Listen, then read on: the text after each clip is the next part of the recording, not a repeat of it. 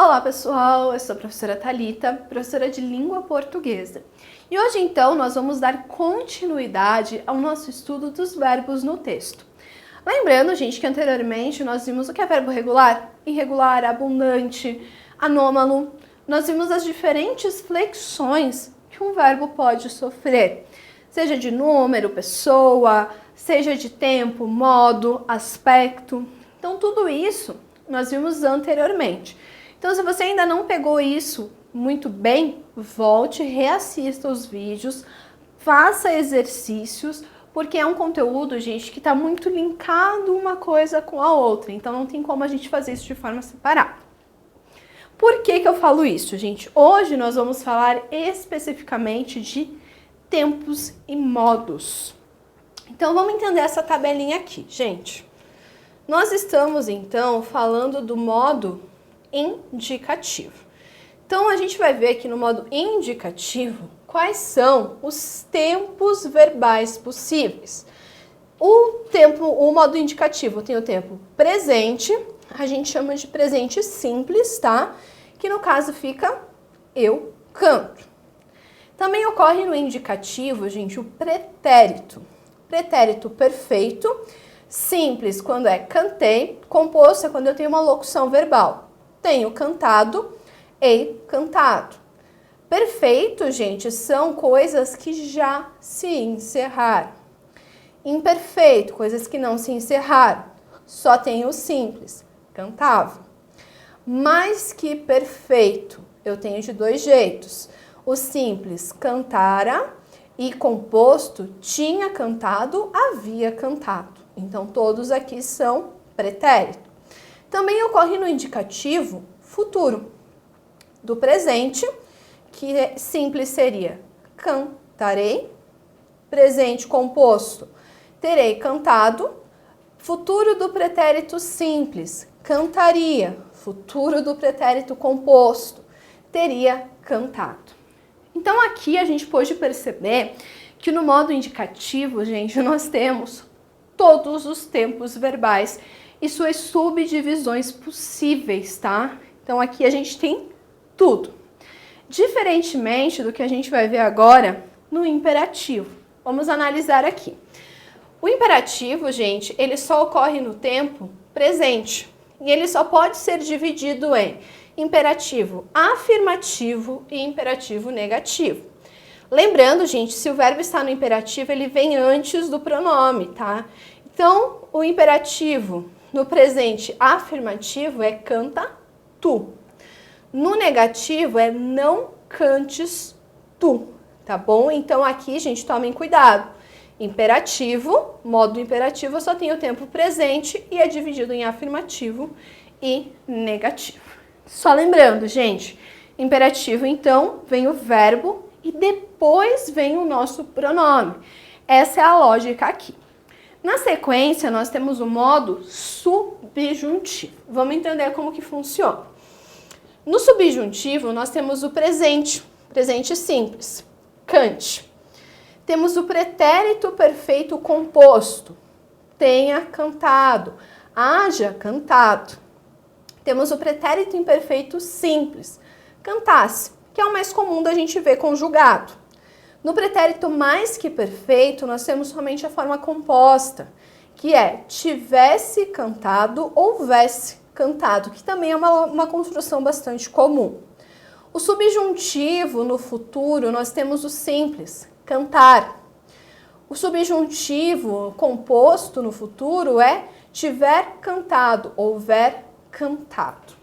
Então, a gente já viu, gente, que o imperativo nós tínhamos só no presente e dele se dividia em afirmativo e negativo. Aqui, então, no subjuntivo, nós temos as três.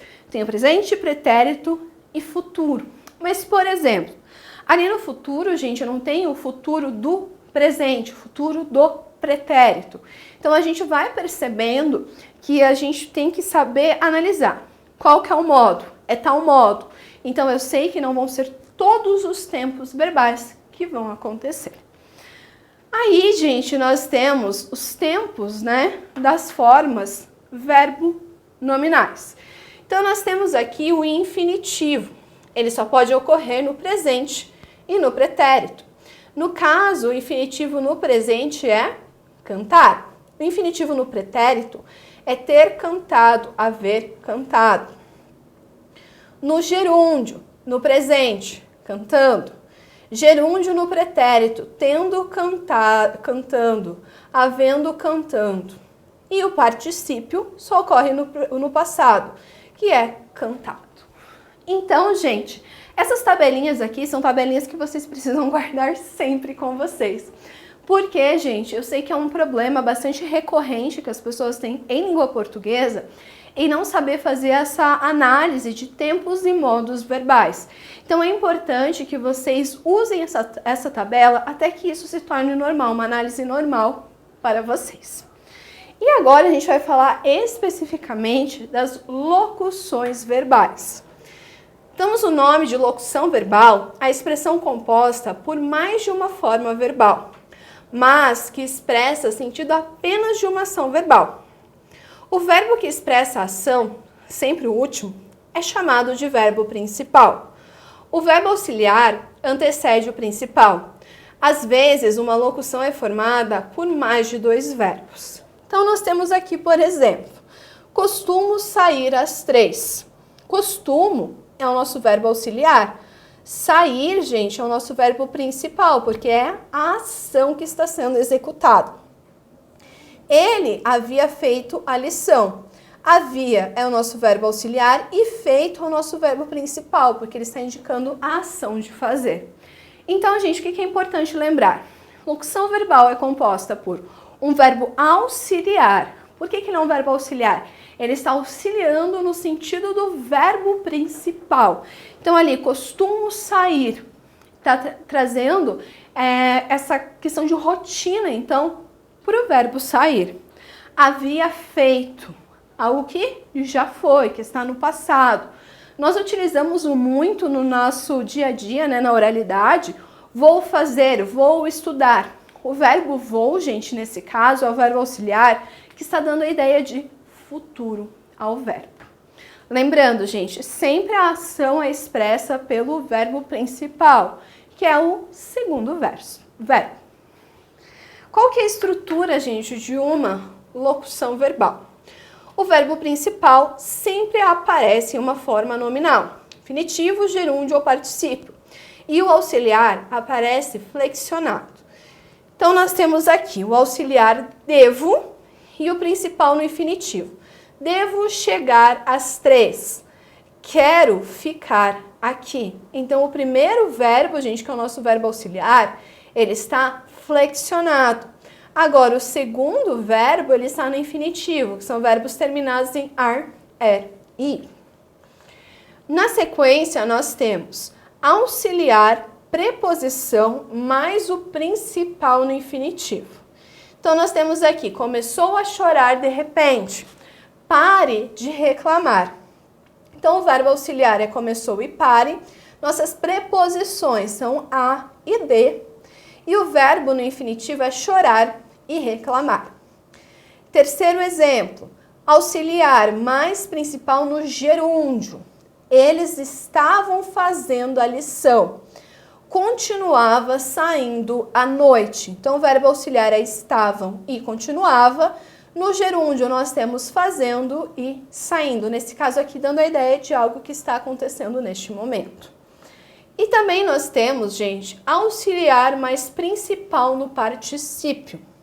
Tinha corrido bastante antes de tomar banho. Ela foi encontrada dormindo. Então, eu tenho o verbo auxiliar e o segundo no particípio. Ou seja, gente, nós percebemos aqui nesse primeiro momento que grande parte das locuções são formadas pelo verbo principal na forma nominal. Mas não é sempre assim. Então, o que acontece, gente?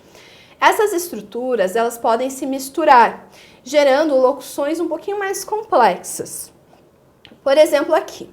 Ele está tentando parar de ingerir refrigerante. Gente, se nós formos parar para analisar aqui, nós temos, né, o verbo está, o verbo tentando no gerúndio, parar no infinitivo, preposição e ingerir também no infinitivo.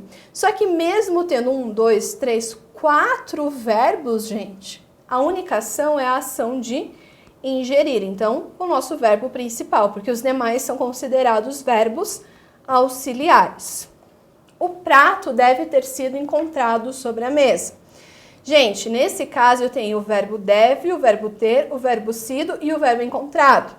Mas ainda assim, gente, deve ter sido, esses 3 verbos, eles são auxiliares. O verbo principal é o verbo encontrado. E também, gente, bastante comum são as locuções de tempos compostos. Ter ou haver mais particípio e as vozes... Desculpa, gente, eu escrevi errado aqui. Passivo. Ser mais particípio. Era para ser voz. Tinha saído as 2. Aqui nesse caso, gente, eu tenho o verbo, ter, mais o verbo saído. Os 2 foram encontrados na rua. Verbo ser mais o particípio. Ou seja, gente, o que nós concluímos disso tudo? Que os verbos, eles possuem vários e vários tempos e modos verbais, mas que muitas vezes a gente simplifica utilizando uma locução verbal. E não tá errado, tá bom, gente? Locuções verbais fazem parte, sim, da língua portuguesa. Bom, gente, espero ter ajudado vocês em mais uma aula de língua portuguesa. Até a próxima!